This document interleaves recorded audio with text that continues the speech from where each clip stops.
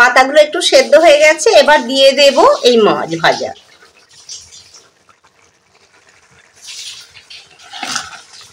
তা বন্ধুরা, পুরো ভিডিওটা দেখার জন্য অনুরোধ রইল। ভালো লাগলে অবশ্যই কমেন্ট করে জানিও। আশা করব খুবই ভালো লাগবে, আর এইভাবে বানিয়ে খেও। তা বন্ধুরা, দেখতেই পাচ্ছেন শাটিং মাছের ঝাল কত সুন্দর দেখতেও হয়েছে, কালারটা পারফেক্ট হয়েছে, আর খেতেও আশা করব খুবই ভালো হবে। বন্ধুরা, একবার অন্তত বানিয়ে নেবে এইভাবে, আর ভালো লাগলে আমাকে একটু সাপোর্ট করবেন।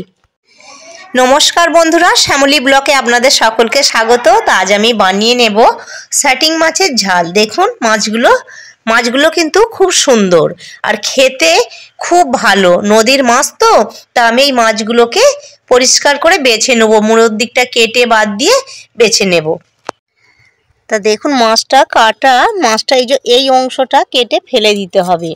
এই অংশটা কিন্তু খুব একটা কাঁটা, গলায় লেগে যাবে। দেখাচ্ছে আবার ভালো করে, এই যে একটা মাঝখান দিয়ে শির আছে না, এই শিরটা কিন্তু কেটে বাদ দিয়ে দিতে হবে। দেখুন এইভাবে কেটে বাদ দিয়ে দিচ্ছি।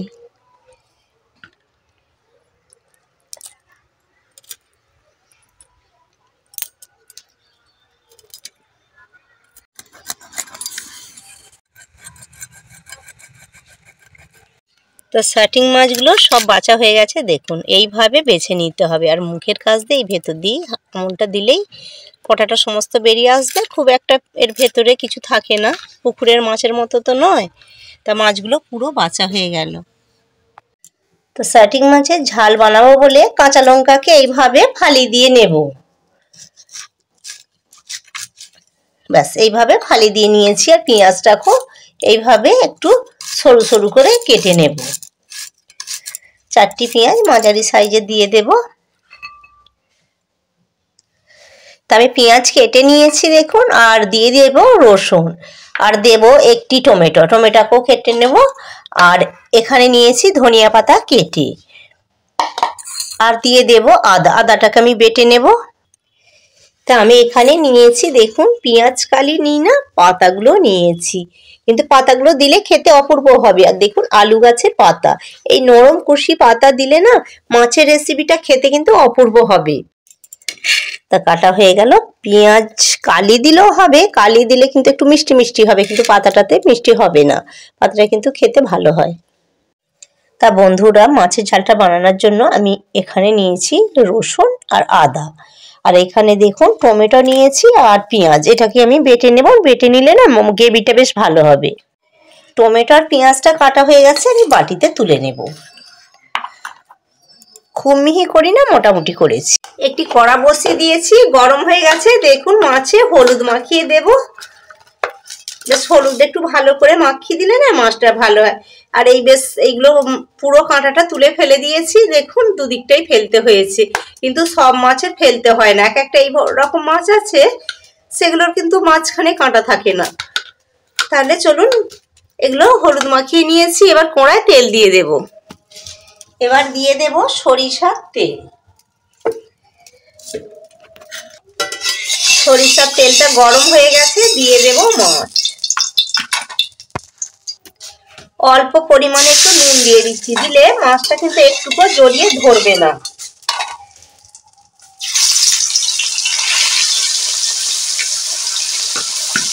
একবারে সবগুলো দেওয়া যাবে না, এইভাবে ভেজে নেব।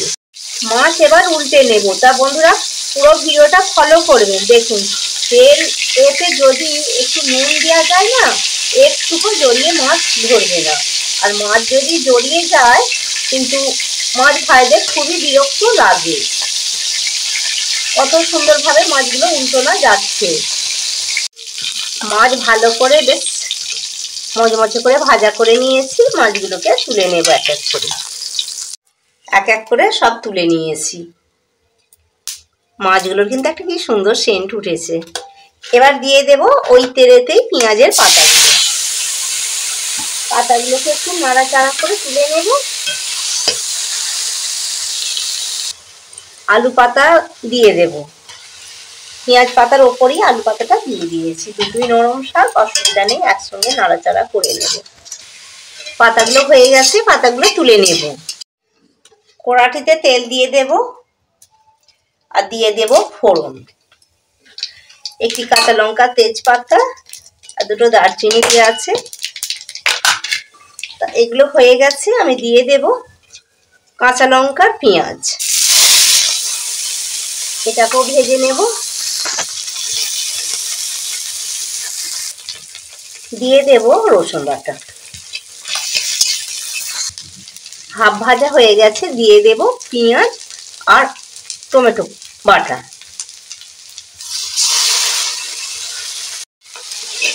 এটাকে একটু দিয়ে ভালো করে নাড়াচাড়া করে ভেজে নেবো, তাতে করে খেতে কিন্তু ভালো হবে। পরিমাণ মতো নুনটাও দিয়ে দিচ্ছি আর দিয়ে দেব ধনিয়া পাতা। ধনিয়া পাতা দিলে কিন্তু তরকারি খেতে খুব ভালো হয়, কিন্তু আবার সবাই পছন্দ করে না। তো যদি পছন্দ করে থাকেন তবেই দেবে। আমার না বন্ধুরা খুব পছন্দ ধনিয়া পাতা, আমি সবেতেই কিন্তু ব্যবহার করি, বেশিরভাগ তরকারিতেই।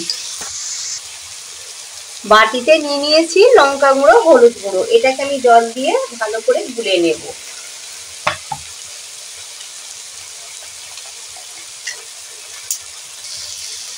তা এই পুরো মশলাটা হয়ে গেছে। এবার দিয়ে দেব লঙ্কা হলুদের এই মিশ্রণটা,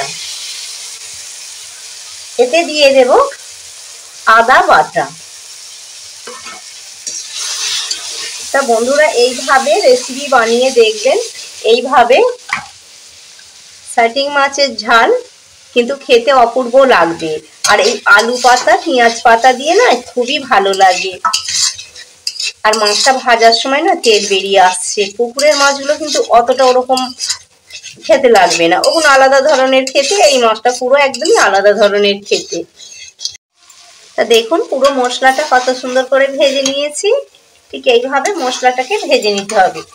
এবার এতে দিয়ে দেব পেঁয়াজ পাতা আর আলু পাতা, এটাকেও আমি এইভাবে আবার এর সঙ্গে নেড়ে নেব।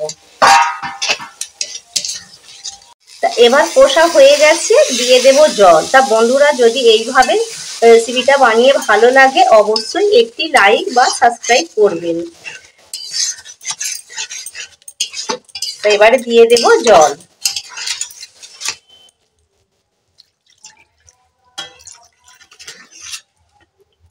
খুব একটা বেশি জল লাগবে না, এবার ফুটতে দেব। তা বন্ধুরা একদম মাছের ঝাল রেডি হয়ে গেল।